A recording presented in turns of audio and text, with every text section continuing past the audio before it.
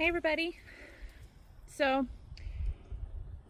it's middle of summer, and here in this new hardiness zone that we're in, I'm learning that there's a portion of the summer that basically everything just kind of goes stagnant, and it just kind of pauses, everything's on hold. And then as it starts cooling down, everything starts bouncing back again.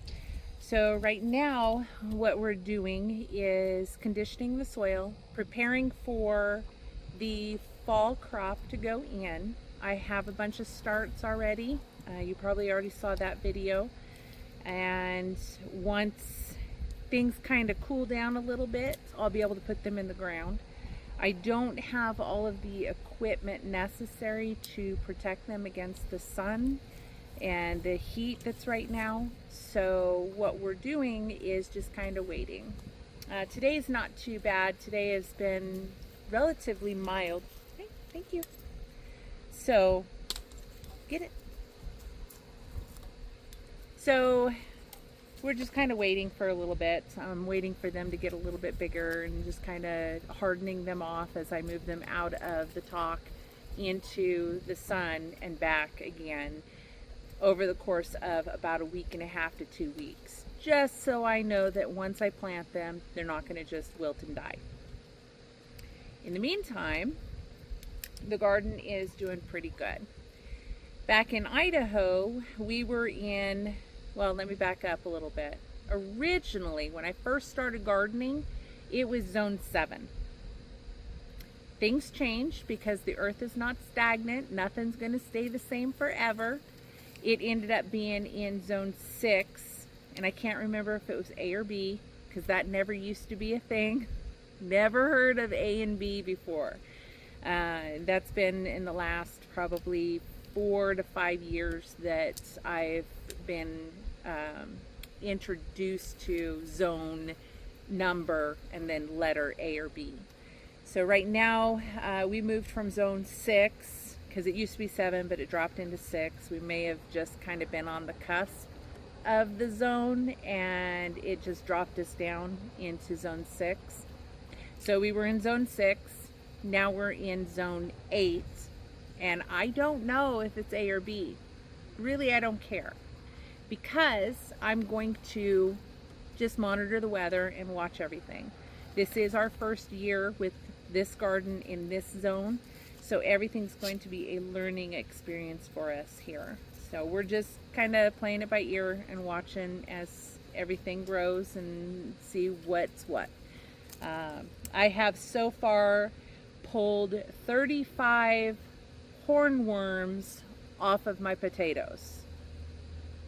I had never had a hornworm before until we moved here. So that's a new experience. The black light is pretty neat, being able to go out and see the hornworms and just be able to pick them off. They haven't touched my tomatoes, which I guess is kind of unusual. They definitely like the potatoes. So that's going to be one of those things that I may end up covering in future plantings, just to have the bug netting over the top of it and prevent that from happening. So we'll see. I did get a whole bunch more stuff planted into the tunnels. I got the cucumbers, more tomatoes, the short season tomatoes. So they're going to be ready in about 60 or just a little bit less days from the time of planting. And our first frost is not until into November. So we're pretty good with the tomatoes and getting those going. My garlic is going to be delivered, I believe next month actually, because they need to be planted in October here in this hardiness zone. So I'll be planting those in October for a June harvest, I think. We'll find out as we work and get the garden going. We're going to find out what's going to work and what isn't, what the timeline is, what isn't going to happen. We're learning. After decades of gardening, we're still learning. So we're getting there. With every new adventure, there's always going to be a learning process, a learning curve to work through and get past. And this has been an adventure, really. The grocery row gardens, you can see that I still haven't gotten any more compost right there. And we have not done the mulch in those two walkways. But what we did do is get a couple trees in and some herbs. So that's getting started while all of my starts are out there hardening off. So my rosemary is going to be trimmed up to be more of an upright bush. So you'll have like one or two main stems coming up and then the bushy part above, because snakes do like to live in rosemary, and rosemary is a perennial here in this hardiness zone. I have kiwi, boysenberry, and my squash. I'm not sure if the winter squash is going to do any good this year, but we're going to find out.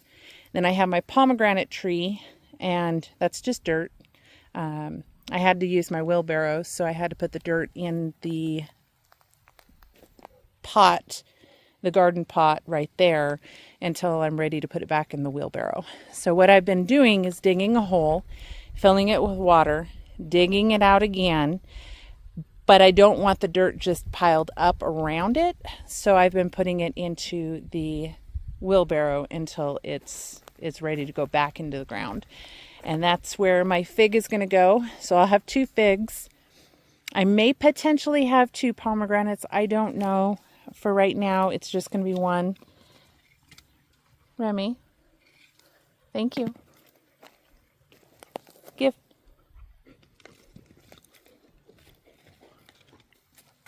Gift? Is it heavy? Oh, yeah, right on my foot. It's heavy. Thank you.